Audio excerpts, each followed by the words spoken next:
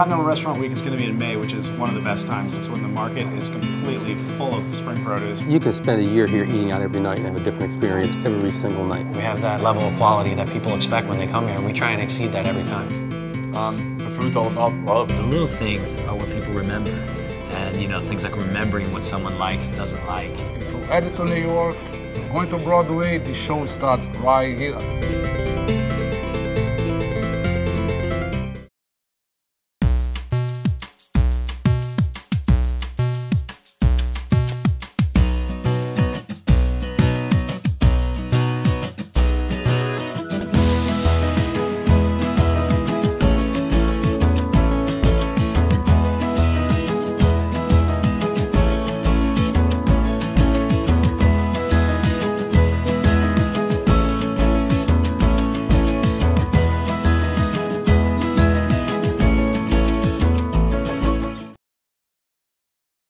When I was a little kid, I used to worry a lot from the time I was like 7 or 8. That's how I got this deep line here in my forehead from worrying. Before my dad died, he used to say to me, Anderson, enjoy, enjoy.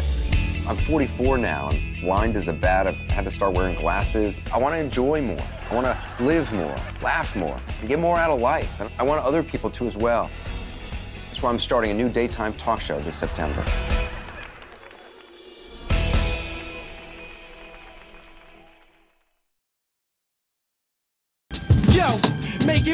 You know, West Fourth is the #1 park for everything. Everybody comes here just to watch the cage. If you want to play basketball, if you want to play against the best, this is where you come. They call it the cage, where the women are able to showcase their talent. I was brung up here by this guy named Junior. I started coming up here about '83. I said, yo, you want to go play some ball? I said, yeah, I don't mind. Got in the car, we came up here. When we got on, we won about 5 games. You know, these are top-notch players going at each other. And then after a while, he stopped coming, and I came by myself. I took it from there. And the reputation is crazy. It's crazy.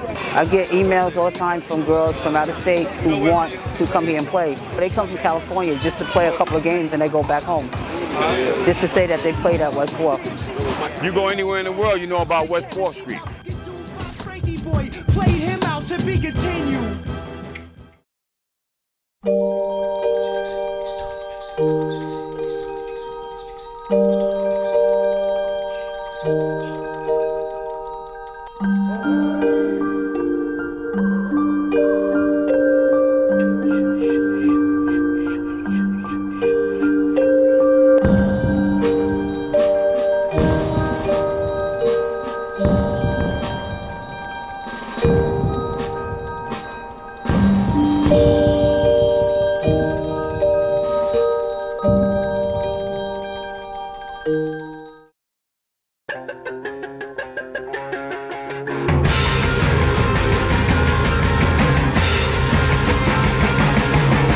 This film documents 4 artists traveling through China using art as the medium for their communications.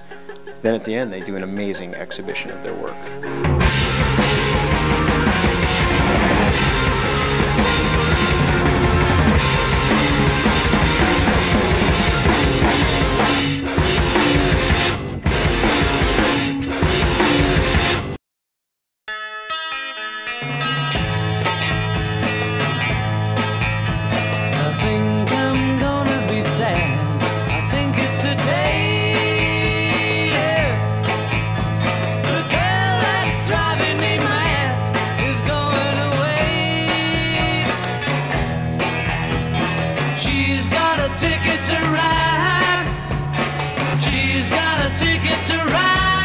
She don't care. My name's James Powderly. I'm working on a project called the EyeRider. Basically, it's an eye tracking system. We point it at the eye to track the movement of the pupil, and then we translate that into commands in a drawing interface. The EyeRider was the tool that allowed for Tony to draw again. It liberated him from the confines of this illness. Tony was a legendary LA graffiti artist who innovated the scene there. Tony was diagnosed, I think in 2002, with Lou Gehrig's disease. 5 of us ended up going out to LA in order to try to develop with Tony this prototype called the iRider. Here I am in beautiful Mumbai with the mission to create a version of the LA iRider using only parts that I can find here locally in Mumbai. Electrical tape, individual screwdrivers, Jigo ties, heavier gauge iron wire, smaller wire cutters. I think that's it. Thank you. Patel's General Hardware. This one's Vista compatible. We got all the parts for the Mumbai rider, and I'm going to see if I can put it together now. First I'm going to knock out these lenses in this glasses. As cool as they are, we don't need them. When I was a kid, I was really concerned with trying to fit in. I wasn't put in that bracket of cool guy. No one even knew who I was. I got made fun of. I'm gonna ride that bike forever, Dave. You must be a weirdo. I got picked on. Is that your skateboard? That sounds like my dad. It's hard to deal with things sometimes. We wore different clothes, had our hair different, listened to different music. Be happy, do what makes you happy. Find something that you love. No matter what it is, riding bikes, skateboarding. We all found a common interest. I am different. I'm different. Everyone's different. And I'm fine with that.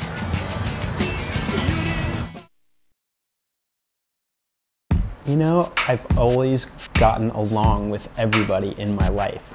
When I first started casting people for commercials, I noticed how nervous and like pensive everybody was. So I just started really taking time in casting sessions. I think what's good about him, he's super warm and friendly. He makes you feel comfortable. He makes you feel like it's a collaboration. Working with people, whether they've been on camera or not, it really is just a matter of taking the time to just sit with people and like figure out what they want to talk about. And man, people like just want to like be heard and tell their story.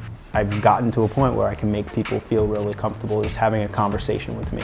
And the next level of that is actually being able to film them while we have that conversation. You know, kind of that hybrid between a great commercial director, a great comedy director, but also really gets documentary. If I'm filming with real people, I bring them right in and introduce them to everybody so that there's not like this like who's who, who's in charge, da da da. It's like I want everybody to feel comfortable with everybody else. We've taken it a step further where we're taking branded content films and we're using real people. Using real people, there's this entire dialogue going on around your brand or around what you're shooting or your product brings this tremendous credibility factor. It's not some actor who's telling me, you know, how white my shirts can be. What we accomplished with the Toshiba project was getting real people and going there and living with them and like, you know, telling their lives basically according to them. What I noticed is they just wanted to be heard. Like they just wanted to be loved. And we just sat there and we just listened to them.